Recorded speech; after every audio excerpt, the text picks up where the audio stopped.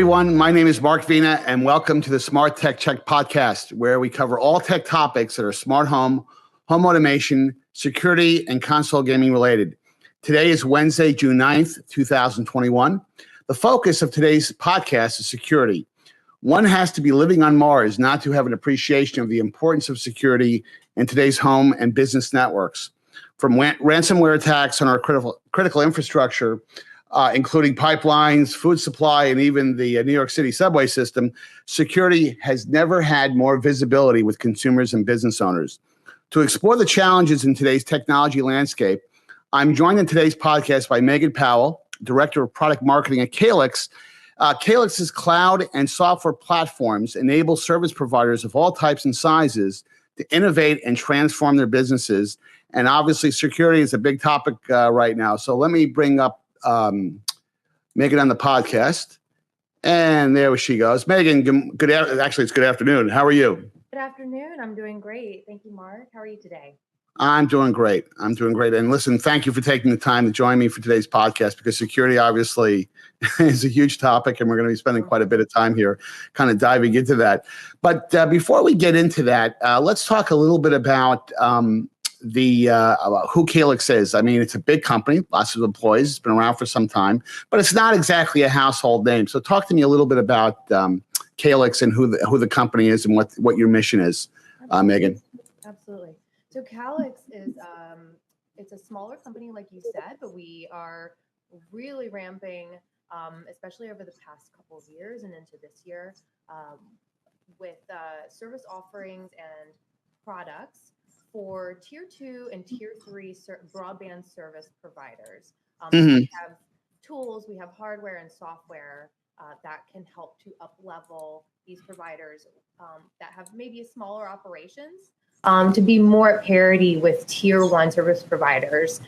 So for instance, we have routers that our customers can put in the homes of their subscribers. And from those routers, we can glean really granular user behavioral data, and we can parse that data and offer insights to our service providers to help them be better at marketing, so they can segment their demographics at a much more specific level, personal level. And we can also help them to be better in their customer service. So if somebody calls in and has an issue, their help desk can literally dial into that person's house and have a lot better insight into what's going on in their home. Well, that's the perfect segue into what I want to talk about today, because again, security is such a big topic, and ISPs need all the help they possibly can get. I mean, their value proposition to consumers and business customers is availability. I like to say that, their core competence is, getting that pipe to someone's home or to their business and making sure that it's available 24/7 without any exception. And obviously that's becoming even a bigger deal during the pandemic, where people were working at home. But let's talk about a few topics to kind of get some color on that. Unfortunately, maybe fortunately for Calix, I don't want to say it's fortunate, because it's really not. Calix doesn't want obviously the world to be full of ransomware and cyber attacks. But sadly enough, I mean, we're kind of in this environment where cyber attacks have been in the news for the last month and a half. We had that pipeline ransomware issue 5 or 6 weeks ago. Just last week, there was a cyber ransomware attack on a meatpacking company that if I'm not mistaken, had responsibility for 20% of the meat supply in the United States. Not a good thing. There's been a cyber attack that I believe it was successfully fought off on the New York City subway system, where I'm from. I grew up in the New York area, and that's obviously a big problem.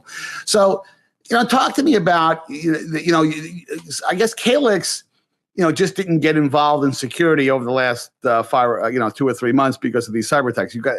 Calix has a very long history there, but talk to me a little bit about the visibility of these kind of problems that are happening, and what kind of motivates Calix to craft their value proposition to solve these problems and make life a lot easier for ISPs. Sure. So I mean, just like you said, the issue of cybersecurity is very much in the headlines today. The Colonial pipeline issue that I think it was just today, or maybe it was yesterday, the Department of Justice has been announcing that they were able to recover. I saw that. Yes. Ransom, not all of it, but a large chunk of it. So that's awesome. But these issues are front and center in front of all of our eyes on a daily basis. I'm based out of Atlanta. I'm actually in Manhattan this week, but in Atlanta, we were impacted by the Colonial Pipeline ransomware attack because we didn't have gas for, or the gas availability was low or questionable, and the gas prices went up as a result. And so subscribers are hit with this, like on the front page news every day. But so this is what's making the headlines. But lately, what's been sort of a trend is hackers are targeting actual households, and this is really, it's not just creepy, it's dangerous. So Calix has this front and center because this is a situation that, or a problem among just your day-to-day, everyday, in your everyday life, that the ISPs are uniquely positioned to address. You mentioned that the performance and the reliability of the pipe coming into your household is so important, especially in these work from home situations. But the ISPs have this great opportunity to not just be a dumb pipe, but to offer a solution to a problem area in their subscribers' lives. That's a real problem. So, we've seen some instances in recent news of a Ring doorbell being hacked, and or a baby monitor being hacked. And so it's weird where you might be having a conversation or with someone over your Ring doorbell who shouldn't be part of that, who's accessing that through the internet, and they should not be able to do that. It's wrong. Right. And so the Calix mission around this is to arm the service providers with the technology and the software to prevent that from happening. And you know what I'll add to that is that part of the challenge is that the when you look at a lot of the market data that's out there, consumers they trust certain entities, with a lot higher degree than other entities. And in the tech space, for example, and I've seen some great research from Park Associates and some wonderful research on this, that a disproportionate amount of customers that they've surveyed really trust their ISPs. They want first of all, they're willing to pay and willing to subscribe to services that can help monitor their internet traffic and kind of a force of good in terms of managing their home networks, because consumers are not like you and me. They don't have the technical expertise to load VPN software and enable all kinds of tools that a tech person could do locally to protect themselves. The most mainstream people have to rely on the ISPs, but they do have lots and lots of trust with ISPs, and with companies like Calix. I mean, obviously that becomes a big advantage for that. So that there's no question that it's a big situation. But let's talk about the threat landscape and kind of describe it, because not all threats are the same. I mean, ransomware attacks frighten the heck out of me, because in many cases, with the ransomware plus Bitcoin equals nightmare, because in many cases that even when you pay a ransom, and by the way, it's not always visible like the situations that I cited before. In many cases, companies don't want to make these ransomware situations public because it's embarrassing from a PR standpoint. Sometimes they can be very small. You get hospitals that get blackmailed for $25,000, and companies find it easier just to write a check and go on, which is, by the way, the wrong answer, because it just encourages bad behavior. And they're not as lucky as what happened early today. You were referencing that before, where the FBI was able to recover some of that Bitcoin. Because Bitcoin was designed by its very nature to be anonymous, so they were lucky with that. But let's talk about how Calix kind of identifies and categorizes different threats. Sure. Sure. So you mentioned, that maybe the day-to-day, your everyday person, your everyday consumer isn't particularly savvy around their personal network, home network, or maybe you would even term their IT, because networks and the connected devices that are linking onto the networks are becoming more and more complex.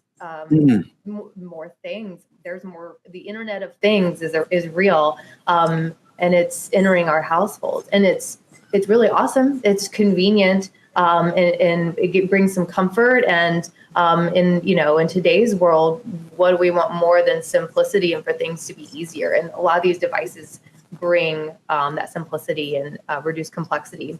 But as they're also connected to our home network, if we don't have that perimeter security or the security on our home network, those are connection points that are vulnerable to hacking.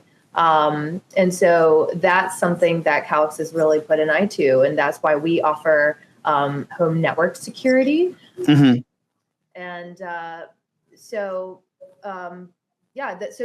there's a number of different types of hacking that households should be concerned about. Ransomware, as you mentioned, is probably something that's more on the level of awareness of businesses and larger institutions, where, of course, the hackers are targeting those entities because they have a greater ability to pay. And right. The type of data that they're going after is much more sensitive and something that these companies want to protect.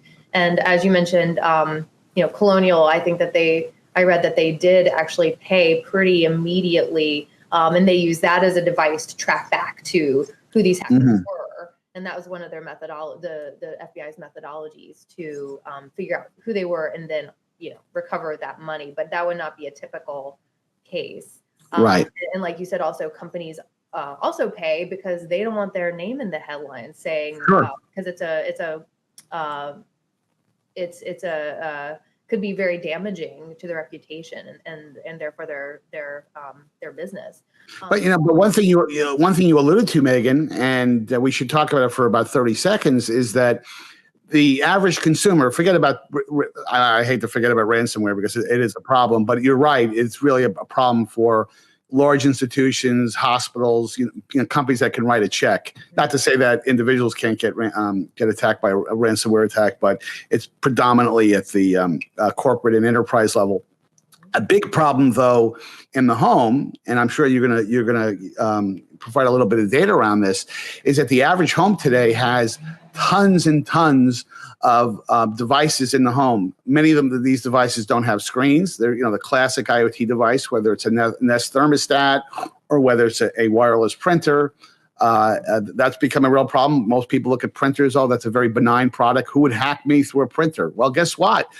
If you don't have that IoT device locked down in some way, people can tunnel in through a very benign device and do all kinds of crazy things once they tunnel in. So, and I want to say, and you might have a little bit of fresher data on this, is that the average home, and I know it varies from, you talk to several market research firms, you're going to get different answers. But even a person like myself who lives by himself in a condo, I probably have 25 different devices, which is crazy, for a single individual, because I've got my entire place wired like a smart home. So that does indeed add a level of complexity to solving the problem if you're a consumer, correct? Yes, Mark. And I think that you would probably be a little on the high end. You're probably a little bit more, like you said, technically savvy, and you're an early adopter on some of that cool tech. But I believe I've seen stats, like you said, it varies, but I've seen that the average home has 12 to 15 connected devices. Yes, right. That's a lot. So smart light bulbs are a thing. I saw a headline in the last few weeks that someone's home had been hacked via their smart light bulbs. And so that's a point of vulnerability. Yes. So the light bulbs themselves aren't the hacking device. It's the entry point onto the network that then connects you to where you're holding your personally identifiable information, PII, if you haven't seen that. But that, that's what every company should be wanting to protect, and that's what you should be wanting to protect within your home. Sure, Because, sure. like we're talking, like just what we're saying is that each of these points of vulnerability, each of these IoT and tech, this cool tech is a place, is a way in that the bad guys can come in and steal that data from you, and that's that's really wrong. So Yeah, and the other I think dynamic at play here is that many people don't implement common sense things like two-factor authentication, which allows you that if someone tries to change your password, you get a phone call back. Some people do it, with a very strong consistency. Other people, just don't do it if they don't want to be bothered, or they're just not aware of it. And the other issue is that, over the last year and a half, where people have had this mad rush, they're staying at home, they're looking at ways to make their homes smarter. So they're intrigued by all the different types of devices that you can buy. A lot of the lower cost IoT devices that you might buy online, you might buy at a computer store or some type of electronic store. A lot of these products, especially products that come from Asia, really have lousy security out of the box, where their default password is password 1234. And there are, of course, websites you can go onto, and almost by device, you can look up certain devices and get their default passwords. I mean, that's been a problem with nanny cams forever. So those are big problems, because, again, once the bad guys get in, and the worst part about it is that you typically don't know until it's too late. When they tunnel into your network, they're not telling you they're inside your network. I mean, you'll only find out at the worst time, when either your files get deleted or they access some information that you prefer them not access to. So that's a big problem, isn't it? it is. It absolutely is, and that's a commonality that we see between enterprise cybercrime and individual household cybercrime, is that they tunnel in and they kind of hang out in the background. Yes. Can do spy on you or steal your data, and they can be there for months, in some cases years. It's really pretty. It's it's a little unnerving without you being aware, and that's why, as an individual, one of your best practices, aside from any technology, is to review your credit reports regularly. Having been in the cybersecurity industry for a number of years, I recommend to my family that they just assume that their personal information is out there, and so to keep an eye on it on a regular basis.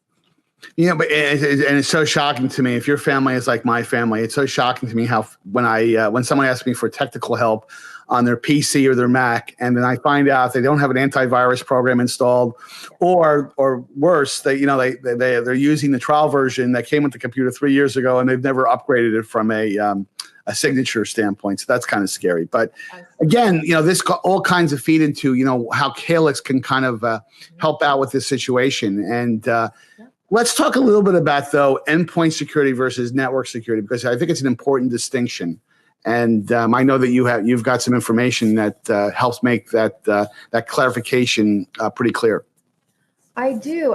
So just to tie back to what you mentioned before, there's so many smart devices in our homes that don't have screens. They come with a default, system firmware, and there's really no way to get on to update it. It's just not even a possibility or a capability. So when we're thinking about, you also mentioned antivirus. So that's an example of endpoint protection. Yes. Endpoint protection is software that you can load onto individual devices, and typically that's going to be a laptop or a desktop or maybe a mobile device, something where you can easily update the operating system. But again, your smart light bulbs, your thermostats, your Alexa, maybe a little bit different Alexa if you have an Alexa show, but those cannot be easily updated or updated at all once you purchase that default software. So really, if I were to speak ideally, I would say endpoint plus network security would be the ideal. They are complementary of each other. But if I were going to choose one or the other, I would absolutely choose the home network security every time. Right. Because this is really just how you secure the perimeter. So everything that's connected to your network has a layer of protection against it. And so, so it's really just setting that perimeter of protection. No, it's an important distinction because most people don't realize that. I mean, ideally, you want to have both, right? If you want to maximize your protection.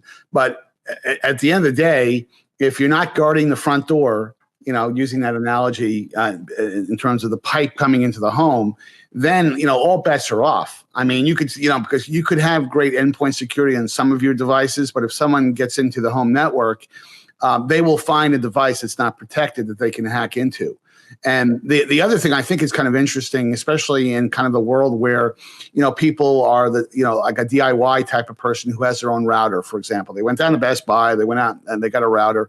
And almost invariably over time, people will never update the firmware on their routers. And part of that is because the router guys, not to put, to shame them, but a lot of the router guys don't want you to update your firmware because firmware can cause problems. Now I've updated the firmware.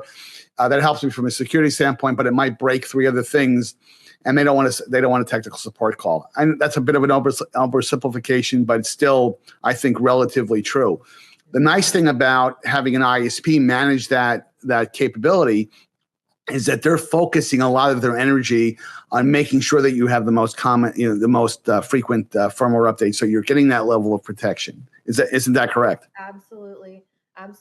And what that protection allows to happen is that when the network security is in place, it can identify threats easily as they enter the network, and then it neutralizes them before it can cause harm to any of the devices that are connected to your network. So, in addition to that, we offer an app. Calix offers an app called Protect IQ that allows the subscriber to manage their home network security and have a layer of visibility into what's going on their network. So it's not just something that's operating behind the scenes, sort of without anyone's knowledge of what's going on. You're just sort of assuming that it's doing something, and you're trusting that that your service provider has the right solutions in place, and they do. But this really just gives your subscriber that extra. This is for people who want to know what's going on, and I think that's more and more the case with the everyday lay person. You just want to know. Absolutely. So let's spend the last 5 or 6 minutes of the podcast on the topic that I know that you know a lot about, and that is Calix's value proposition. And by the way, you probably would need a 12-hour podcast to go through all the wonderful stuff that Calix has in its arsenal. But talk to me about the top 2 or 3 things that are relevant here. So let me turn it over to you because I know you know a lot about the topic. Sure. So as I mentioned at the start of our conversation, Mark, our value proposition to our customers is helping smaller, maybe with tier 2, tier 3 service providers with a smaller operation space to up level and to have offerings and premium services for their subscribers that bring them more to parity with those tier 1 guys like AT&T or Verizon, for instance. And so from a security standpoint, I mentioned Protect IQ. This is an app that layers on top of the security functionality at the gateway that offers malicious website protection. It has antivirus and anti-ransomware packet inspection, and there's also intrusion detection. So it's automatically monitoring all the traffic that comes in, and it's blocking anything that looks suspicious coming into the home. And then, as I mentioned also, when something is blocked or when there's activity going on, you as the subscriber receive a notification that tells you this happened, it happened on this device at this time, and some very pertinent detail around the activity so that it can either be avoided in the future or you can look into it and really have that knowledge base of what sort of activity that you are conducting to avoid going forward. So it's a really helpful application, so that's the sort of visibility and understanding of what's going on. But at its base, the technology just blocks the malicious activity. And so you're protected just from the very start. And those apps, by the way, the app that you mentioned, you don't have to be Albert Einstein to use the app. They're pretty straightforward. They're very intuitive, and I mean, the last version I saw was extremely intuitive, and just about anybody could understand it. But it's nice to be able to have that kind of real time access when threats occur. Absolutely, it's a really simple user interface. You don't have to know any sort of protocols or have any sort of cybersecurity knowledge to be able to operate it. It's really user friendly and simple. And the from a malicious activity standpoint, we maintain a database or a list of all the known threats, and that's updated on a regular basis, weekly. And so it's it's basically real time blocking of the very fluid cybercrime landscape that we discussed earlier. Well, I'll tell you, Megan, was a terrific podcast. I really appreciate you taking the time to join me for it. Is there any parting message you want to give to folks? Because it is such an important topic, and so few people give it the type of the attention that it really needs. I mean, it's kind of like I only need car insurance when I have a car accident. And unfortunately, that's not the right approach to take when it comes to cybersecurity, because I had a situation a few years ago, and it made me a believer in storage, where I had a rental car down in Texas, and my rental car was broken into, and they stole my laptop, and it had every file on I had a USB drive, and my entire world, all my financial returns, because I'm a very organized guy. I probably had 6 or 7 years of data, poof, gone away. I could care less about the notebook, but what I did care about was the data. And I learned a lesson. Hey, Mark, but it's time to get up and back that data up in some type of cloud storage. But that creates its own problem as well, because you don't want people to get access to that. But is there any parting message you want to leave for the audience? Yeah, it's pretty straightforward. It is possible for someone to break into your home through the internet. Calix provides the lock for that door, that entryway. So if you do not have home network security, call your service provider and get your Wi-Fi secured. And also, thank you so much for having me on today. It was so great to speak with you. No, I appreciate the time. It's absolutely timely, and hopefully next time we chat, there won't be any more ransomware attacks, because it drives me crazy when I see that on the news. But again, Megan, thanks for participating in today's podcast. And by the way, I have the URL for Calix at the bottom of the screen if people want to deep dive and get more information. Thank you to the More Insights and Strategy audience for viewing and listening to today's podcast. Please subscribe to the Smart Tech Check podcast on YouTube and Apple Podcasts, and follow us on Facebook, LinkedIn, and Twitter. And until next time, have a great week.